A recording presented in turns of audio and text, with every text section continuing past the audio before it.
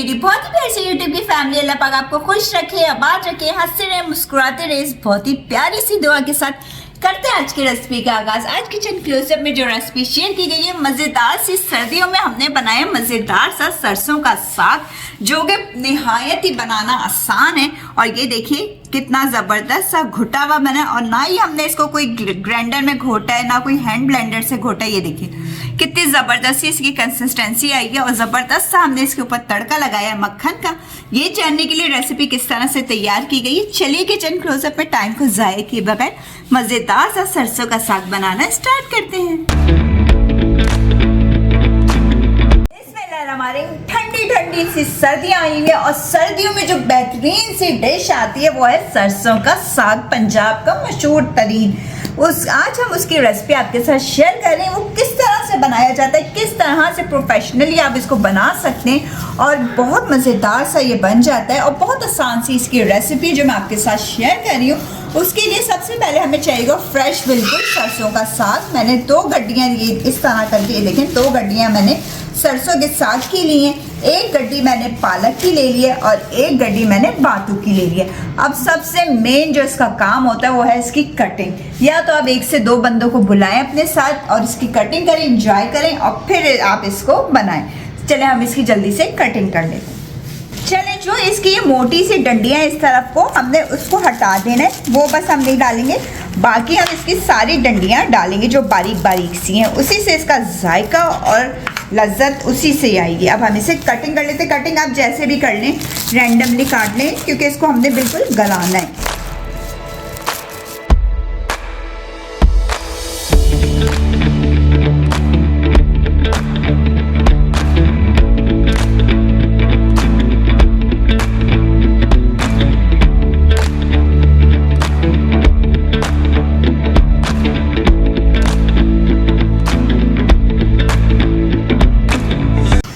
साग हमने कट कर लिए, अब पालक को भी काट लेते हैं।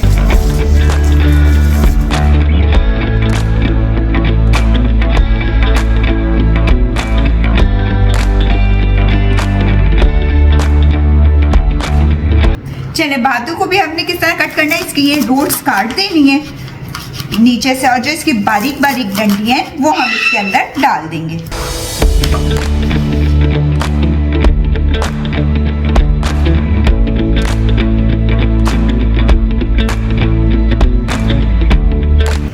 साग, बातू, पालक सब हमने कट कर लिया। एक बड़ा सा पतीला ले लेते हैं और उसके अंदर डाल के उसको अच्छे से वॉश कर लेते हैं। अगर आपके पास बड़ा सा स्ट्रेनर है तो आप उसमें डाल के इसको वॉश करें, क्योंकि मिट्टी वगैरह बहुत होती है। अच्छे से इसको साफ पानी से धो लीजिए।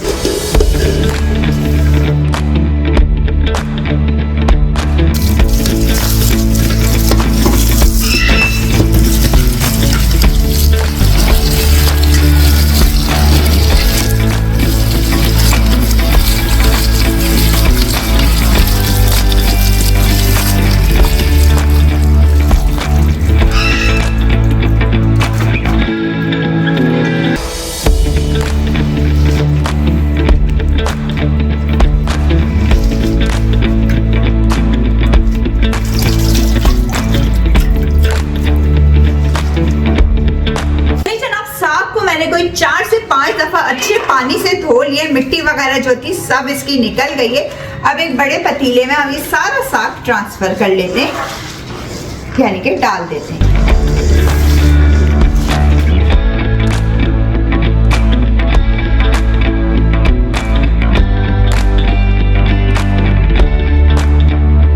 चले अब मैंने ली थी 4 से 5 अदद, 5 से 6 अदद हरी मिर्चें, इनको भी बीच में से तोड़ के इसमें डाल देते हैं। मिर्चों को कम या ज्यादा आप अपने टेस्ट के मुताबिक कर सकते हैं, कोई मसला नहीं है। 4 टेबल स्पून भर के इसके अंदर पिसा हुआ अदरक लहसुन का पेस्ट डाल देंगे। 2 टेबल स्पून भर के कुटी हुई लाल मिर्च के डाल देते हैं। चलिए अब हम इसको रख देंगे हल्की आंच पे, और पानी वगैरह कुछ नहीं डालना। ये सारी सब्जियां अपना पानी खुद छोड़ेंगी, और जब तक ये हमारा अच्छा सा घुट जाएगा, बन जाएगा, फिर हम आपसे मिलते हैं। ये देखिए साग हमारा क्या जबरदस्त सा गल चुका है। मैंने कोई ये साग रखा था गलने के लिए, जब मैंने वीडियो स्टार्ट करी थी टाइम हो रहा था, सुबह के 12 बज रहे थे, सुबह के 12 बजे थे, अब शाम के बज रहे 9 बजे, यानी कि इतना घंटा मैंने इसको रख दिया था बिल्कुल हल्की आंच में। ये देखिए अब हमें ये होगा कि घोटने में भी हमें ज्यादा मेहनत नहीं दरकार होगी, क्योंकि ये काफी हद तक गल गया है, काफी हद तक ये बिल्कुल ही गल गया। आप देखें कोई चीज नजर नहीं आ रही इसके अंदर। अब हमने क्या करना होगा, इस स्टेज पे इसमें नमक ऐड कर देंगे। नमक जितना आप खाना पसंद करते हैं उतना डाल दें और अब इसको घोटा लगाएंगे।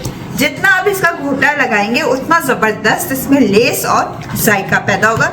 ग्राइंडर से या जूसर में डाल के बिल्कुल इसको ग्राइंड वगैरह मत करिएगा, जो इसका प्योर तरीका है इसी तरह इसको गलने दें, उसी में इसका जायका आएगा।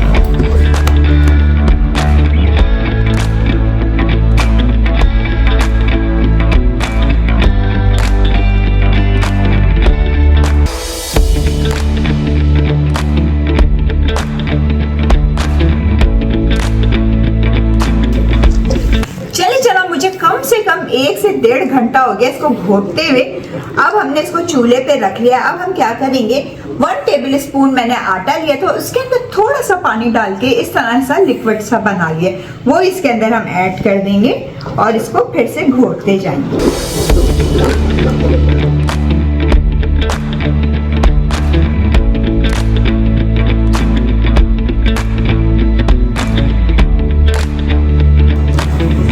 ये देखिए साग क्या जबरदस्त सा 10 मिनट हो गए इसको पकते हुए। साग हमारा तैयार हो चुका है, कितना शाइनी और कितना खूबसूरत सा साग का कलर आया और कितना अच्छा घुटा हुआ बना है। बगैर किसी ब्लेंडर, जूसर या चॉपर चलाए बगैर हमने इसको तैयार किया हाथ के घोटे की मदद से और इसको ज्यादा गलने दिया है बस। अब हम क्या करेंगे, चूल्हे को बंद कर देंगे। अगर आप इस टाइम पे क्या कर सकते हैं, जब आपका खाने का मन हुआ थोड़ा सा साग निकाला, भगार मैं आपको बताऊंगी किस तरह लगाएंगे, भगार लगाया और साग खा लिया। अभी हम इस पूरे में भगार नहीं लगाएंगे, जितना हमने खाना है उतने में लगाएंगे। चूल्हे पे फ्राई पैन रख लिया। अब हम इसका तड़का रेडी करते हैं। बटर मैंने ले लिया था, अनसॉल्टेड बटर है, वाइट पंजाब में मिलता है, देसी बटर। ये हम इसके अंदर डाल देंगे। स्पून के करीब प्याज है, वो इसके अंदर हम ऐड कर देंगे। थोड़ी सी प्याज डालनी है। लहसुन, जिससे खुशबू इसकी दुबाला हो जाएगी और मज़ा भी, वो हमने थोड़ा ज़्यादा डाला है। 5 से 4 कलियां मैंने ली थी लहसुन की, वो चॉप करके वो डाल देंगे।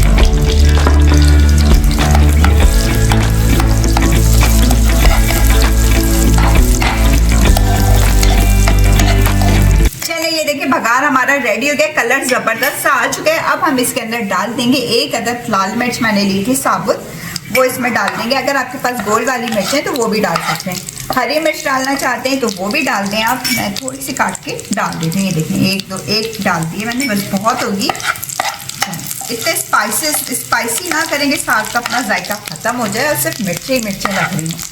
चले अब हम भगार डालते हैं। चलिए हमने सर्विंग डिश ले ली है, अब इसके अंदर साग डालेंगे। अब ये देखिए साग की कंसिस्टेंसी कितनी जबरदस्त और कितना रेशेदार और कितना, ये देखें जबरदस्त तरीके का बना। ये देखिए कितना रेशा है इसके अंदर और साग हमारा बिल्कुल ऐसा भी नहीं है कि बिल्कुल पेस्ट बन गया कि चटनी लग रही हो। और ये देखें साग के अंदर कितनी शाइन और खूबसूरती आई है।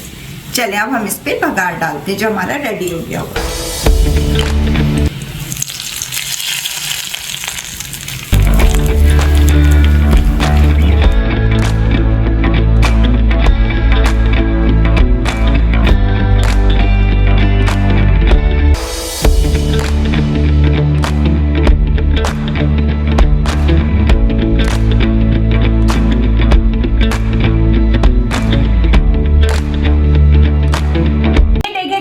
गर्मा गर्म मजेदार किस्म का हमारा सरसों का साग खाने के लिए तैयार है।